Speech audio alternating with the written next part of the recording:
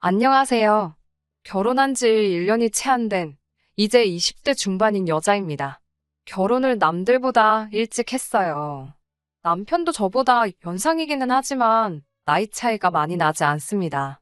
저나 남편이나 아직 결혼하기에는 조금 나이가 어린 편인 걸 떠나서 아무래도 결혼이라는 게 서로 다른 두 집안이 만나 하나의 가족을 꾸리는 일이니 당연히 그 과정에서 의견 다툼도 생길 것이고 어려운 시간도 있을 거라는 건 진작에 알고 있었습니다.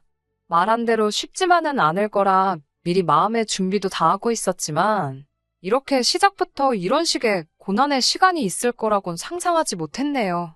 서울에서 나고 자란 저는 전문대를 졸업한 뒤 작은 무역회사에 취업을 했습니다. 부모님은 원하면 편입을 해서 4년제 대학을 도전해봐도 좋다고 하셨지만 당시 저는 공부에는 큰 미련이 없었고 하루라도 더 빨리 돈을 벌고 싶었습니다. 그래서 직장 생활을 먼저 시작했는데 거기서 지금 남편을 만나게 되었네요.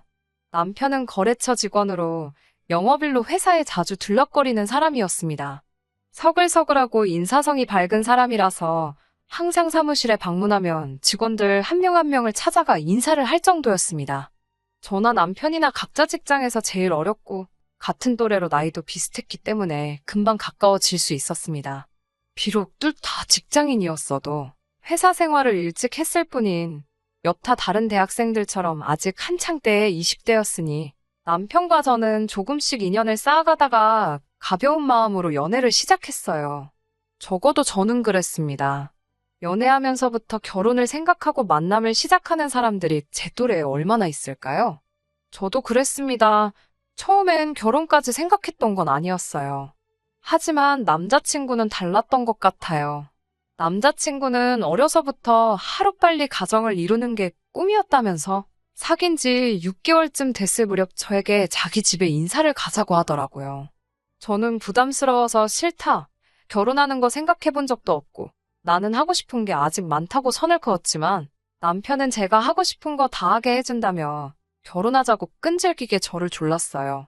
솔직히 남편의 끈질김이 부담스럽기도 했지만 한편으로는 남편이 정말 저를 사랑한다는 생각이 들더라고요.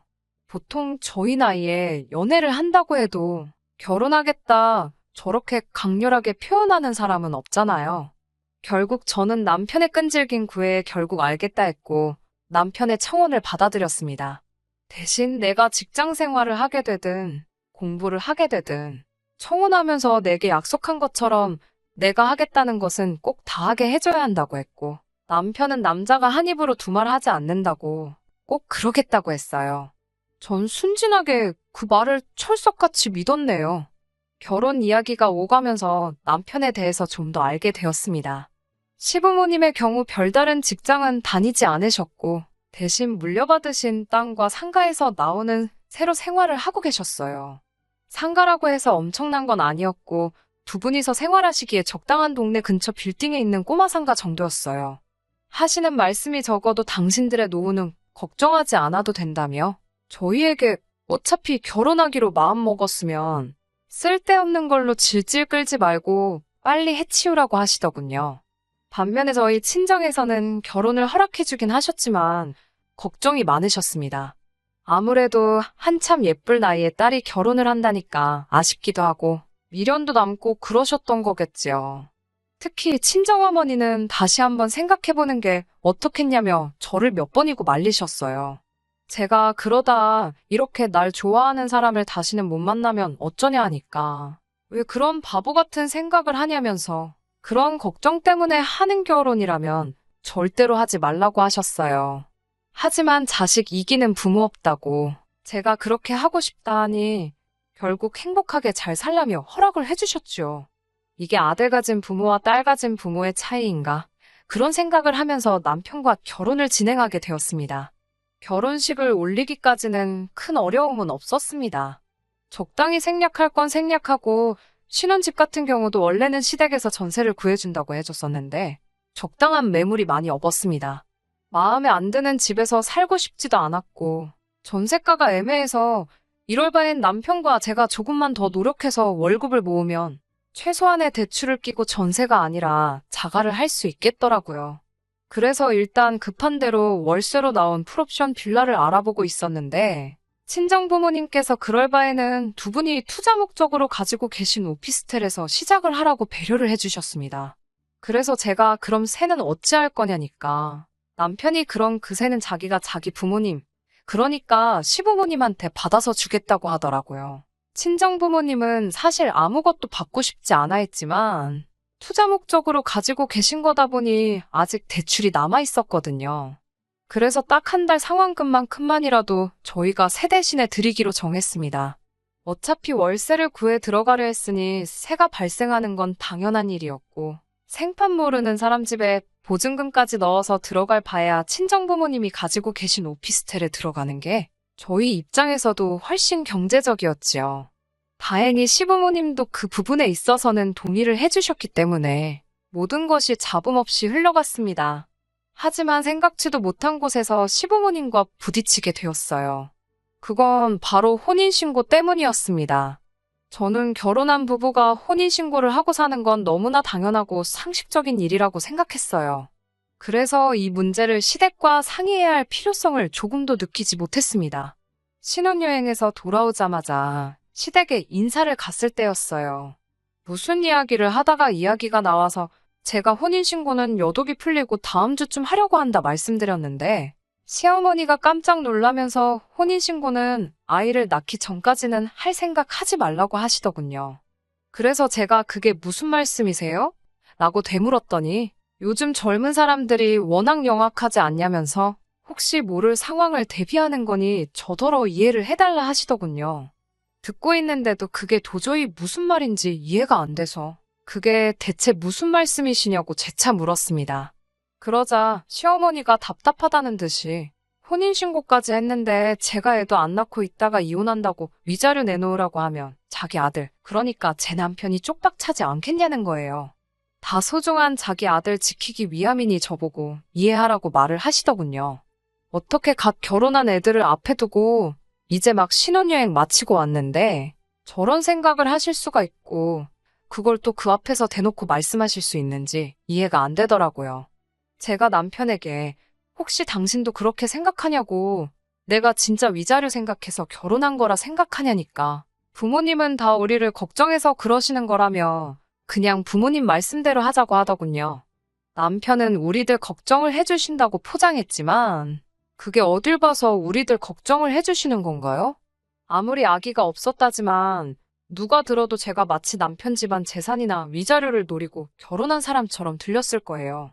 자기 아들이 피해자고 제가 나쁜 사람인 걸 깔고 말한 거잖아요. 이런 황당한 경우는 처음이라서 벙쪄 있으니까 시어머니는 대신에 제가 1년 안에 아이를 가지게 된다면 자기들이 가지고 있는 땅도 주고 혼인신고도 하게 해준다는 거예요. 대를 이어주면 섭섭하게 하지는 않겠다. 하지만 애를 갖기 전까지는 저를 가족으로 인정하지 않겠다. 뭐 이런 건가요? 적어도 저한테는 그렇게 들리더군요. 솔직히 그때 지금이라도 이 결혼 엎어야 되는 거 아닌가 생각했지만 부모님이 하지 말라는 결혼 우겨서 한 거에 대한 부끄러움도 있었고 친구들 얼굴은 어떻게 보나 싶고 복잡하더라고요. 신혼여행 다녀오자마자 이혼을 결심할 용기는 선뜻 나지 않았어요. 하지만 적어도 남편이 저를 사랑해서 청혼을 했고 저도 그런 남편이 좋아 결혼을 했다는 사실은 변함이 없고 어차피 결혼하자마자는 아니었지만 이제 결혼을 했으니 언젠가는 아이를 가질 계획이 있었으니 그 계획을 조금 일찍 앞당겼다고 생각하자.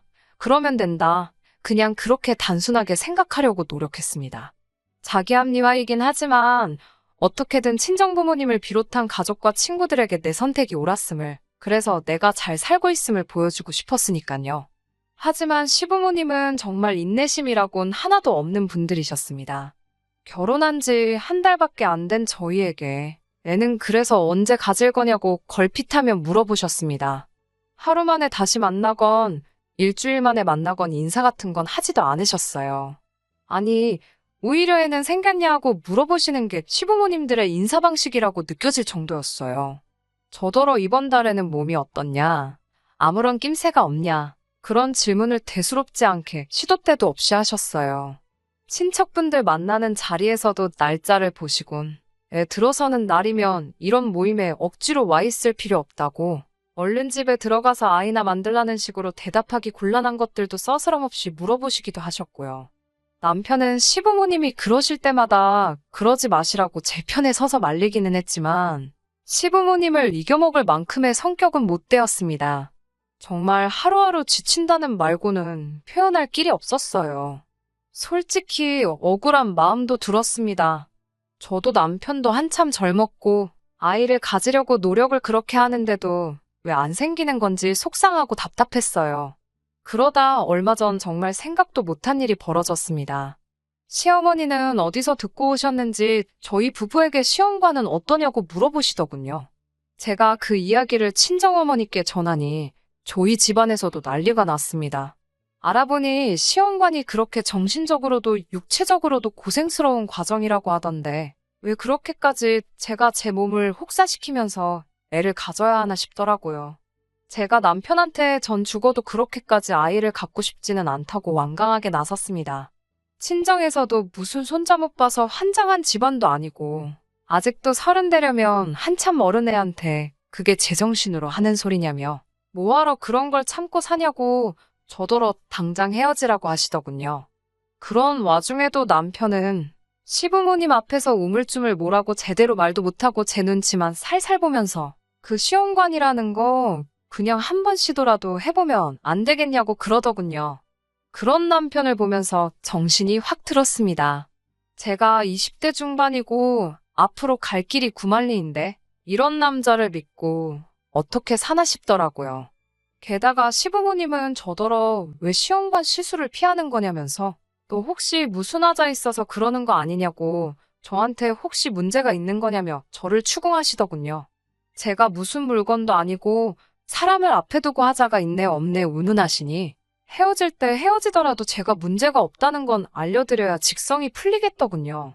저는 시부모님에게 저는 이 남자랑 이혼할 작정이지만 저한테 말도 안 되는 허물을 뒤집어 씌우시는 건 용납할 수가 없다고 다 같이 병원에 가자고 했습니다. 시부모님은 저더러 만약에 제가 무슨 문제 있는 몸이면 저를 사기 결혼으로 고소할 거라고 난리를 치더군요. 저는 20살이 넘어서부터 매년 건강검진은 물론 산부인과도 꼬박꼬박 다니고 있었기 때문에 저한테 아무런 문제가 없다는 확신이 있었습니다. 그래서 두 사람 말에 좋다고 대신 남편한테 문제 있는 거면 저도 가만히 있지 않을 거라고 했어요. 병원에서 갖가지 검사 끝에 나온 결과는 놀라운 정도가 아니라 충격 그 이상이었습니다. 남편은 평생 아기를 가질 수 없는 몸이었습니다. 이미 정은 떨어질 대로 떨어진 마당에 남편 몸까지 그렇다니까 속된 말로 정내미가 뚝 떨어지더라고요. 시부모님도 그 결과를 듣고는 사색이 되어 저를 쳐다봤습니다. 저는 걱정 마시라고 위자료 내놓으란 소리는 안 한다고 말씀드렸어요. 시부모님 덕분에 혼인신고도 안 했으니까 이혼이니 뭐니 귀찮은 절차도 겪을 필요가 없어서 다행이다 싶었어요. 어차피 이렇게 됐을 거 신혼여행 다녀온 거 그냥 애인과 해외여행 다녀온 셈치고 시부모님이 애 낳기 전까진 혼인신고 못 해준다는 말 꺼내셨을 때 이혼을 했어야 하는 건데 그놈의 정 때문에 괜히 참았다는 생각이 들더라고요. 위자료야 그냥 몇 달 친정부모님 대신에 월세로 대출금 갚아준 거 받은 셈 치면 되겠지만 허송세월 낭비한 시간은 돌아오지 않기 때문에 아깝다는 생각도 들었습니다. 그래도 덕분에 혼인신고를 안 올렸어서 이혼녀딱지는 면하게 되었으니 어떻게 보면 조금 감사해야 할 일일까요? 하지만 그때부터 시부모님이 태도를 싹 바꾸시곤 저한테 매달리시더군요. 애시당초 둘이 사랑해서 한 결혼인데 어떻게 남편이 아프다고 아내가 남편을 떠날 수 있냐면서 부부의 연이 그렇게 쉽게 끊어지는 게 아니라나요. 그래서 제가 언제 저희를 부부로 인정이나 해주셨냐고 따졌어요. 그리고 그게 재구실을 못하는 게 왜 아픈 거냐고. 씨 없는 수박이나 씨 있는 수박이나 둘 다 똑같은 수박 아니냐. 멀쩡한 어머님 아들 환자 만들지 말라고 했어요. 시부모님이 그러지 말고 지금이라도 우리 가족 넷이서 오순도순 행복하게 살자 그랬어요. 자기들도 자기 아들이 저래가지고 어떤 여자가 시집 오겠나 싶었던 거겠죠. 그 와중에도 소름 돋는 건 애를 못 낳는다는 걸 알자마자 그 사이에 또 계산을 한 건지 넷이서 같이 살자고 제안하셨다는 거죠. 대를 이어줄 자식을 지 자식 문제로 못 낳게 되었다지만 그 와중에도 한 푼 손해는 보고 싶지 않으셨는지 넷이서 살자는 말인즉슨 저보고 들어와서 살면서 자기들 수발 들으며 시집살이 하라는 뜻이잖아요.